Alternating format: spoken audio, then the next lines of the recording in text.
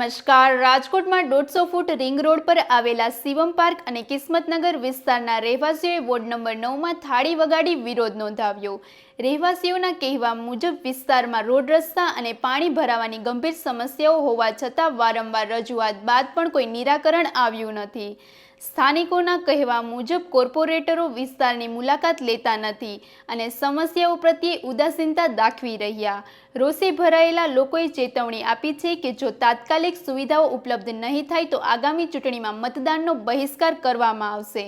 વધુ સમાચાર માટે જોડાયેલા રહો આરપી ગુજરાત ન્યૂઝ રાજકોટ. મારું નામ ધોળકિયા ધર્મેન્દ્ર છે. હું અહીંયા કિસ્મતનગર વોર્ડ નંબર 9માં રહું છું. અમે આજ 35 કે 30 વર્ષથી અહીંયા રહી છીએ. હાલની તકે અમારે રોડ અહીંયા 35 વર્ષની અંદર 2 વાર થયા છે. અહીંયા હાલની તકે અમે ઊભા છીએ ત્યાં આગળ ચોમાસામાં કે 2-3 દીએ અહીંયા હાલવાની ઓલું રહેતું નથી કે એટલી ગંદકી હોય છે અને કચરાનું એટલું હોય છે આમ કે. અને બીજા નંબરમાં કે કોઈ લોકો અહીંયા પ્રચાર કરવા આવે કે કોઈ બીજા નેતાનું કે જે કંઈ હોય છે એ લોકો અમારા એરિયામાં તો આવતા જ નથી. આ વસ્તુ જોઈને અહીંયા બાજુમાંથી ના છેટેથી જ વહી જાય છે એમ કે અહીંયા એને હાલવાની તબલ પડે છે કે જે કઈ વસ્તુ છે એને એમ. અને અમારું તો રજૂઆતોમાં તો ઘણી કહી દે છે. એ લોકો એમ કહે છે કે અમારામાં આવતું નથી. તો આવે છે કોનામાં? વેરો તો અમારા આખા અહીંયા 110 મકાન કે 120 મકાન છે, બધા પાસેથી વેરો લે છે.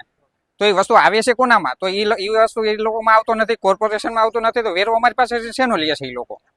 આજે અત્યારે અમારે 3-3 હજાર રૂપિયા એક મકાન દીઠ વેરો લે છે. તો એ વેરાનું એ લોકોને કાંઈક વસ્તુ તો એનું થતું હોય ને અમારે આ જે લતો છે એનું કાંઈક નિરાકરણ કે કોઈ વસ્તુ એમ. તો એ લોકોને રજૂઆત કરીએ. હમણાં અહીંયા રોડ કરવા આવ્યા હતા તો એ લોકો કહે કે અમારામાં આવતું નથી. તો આવે છે આ કોનામાં? કઈ જગ્યાએ આવે ને કેવી રીતના આનું આવે એમ? હું ખેરુનબેન બોલું છું. અહીંયા 35 વર્ષથી રહું છું અને આ કચરાની અને રોડની સમસ્યા તો આજે કેટલા વર્ષોથી છે. અમે ઘણીવાર કહીએ છીએ. અમે આ રિંગ રોડ છે, 150 ફૂટ રિંગ રોડ છે, એ બધું અમારા આવ્યા પછી જો અહીંયા કાંઈ હતું નહીં. તે દિવસનું એ બધું સારું થતું જાય છે કારણ કે રોડનો રસ્તો છે એ લોકોને બધું દેખાડવું છે એટલા માટે એ કરે છે. અને અહીંયા ખાલી 150 ફૂટ રિંગ રોડથી અંદર તમે જરાક આવો ત્યારે આ તકલીફ છે. બધા એટલા હેરાન થાય છે. ખાડા ખબડા, અહીંયા નકરો કચરો. આ કાલે મીડિયાવાળા આવ્યા હતા એટલે આ બધું સાફ આજે કરાવી લીધું છે.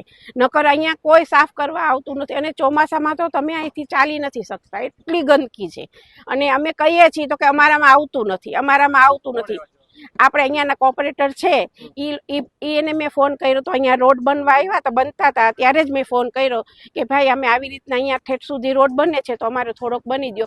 તો પછી એને તપાસ કરી કે બેન તમારા આખો વિસ્તાર છે ને અમારામાં આવતો નથી અને એ કે એ નહીં થાય કે અમારામાં આવતું જ નથી. તો મેં કીધું એનું કારણ શું? તો કે એ અમને નથી ખબર પડી પણ એ આમાં સરકારમાં નથી આવતું. તો હવે સરકારી 25 મીટર આપ્યા છે, સરકારમાં કે નથી આવતું. એ લોકો પ્રશ્ન એવો કરે તો સરકારી આ જગદીશને આપેલા છે 25 મીટર, જગદીશને આપેલા છે. તો જગદીશને સરકારી 25 મીટર આપ્યા તો આ સરકારમાં કેમ નથી આવતું? એનું કારણ શું? અને વેરો અમારે સૌથી પહેલા અમારો વેરો આવે છે. ગેસની લાઈન આવી ગઈ છે, ગેસના પેલા બાટલા આવતા, લાઈન આવી છે, રોડ થાય છે, રસ્તા.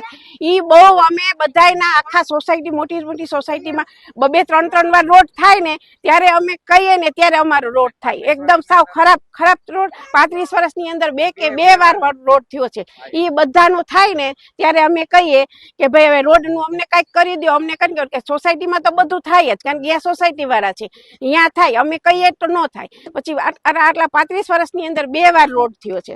અને હમણાં વાળવા વાળા નથી આવતા.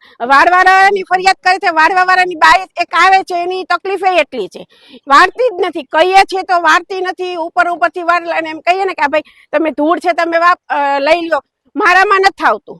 વાળવાવાળા એવા પ્રશ્ન આપે છે.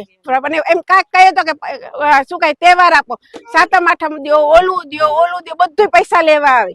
અને 25-20 રૂપિયા તો લેતાય નથી, 50-50 રૂપિયા જ દો, 20 રૂપિયા કાંઈ નહીં એમ.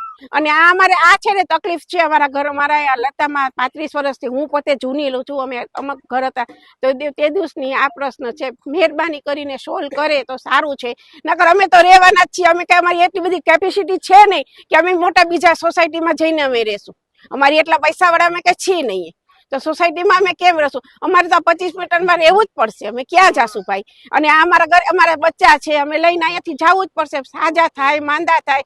હમણાં છોકરાઓને ડેન્ગ્યુ થઈ ગયું હતું, મારા મોટા છોકરાને ડેન્ગ્યુ થઈ ગયું હતું, બધાને થઈ ગયું હતું. શું છે? મચ્છરની એટલી તકલીફ છે. અને અમારા લતામાં શેરીમાં આવીને તમે જોવો તો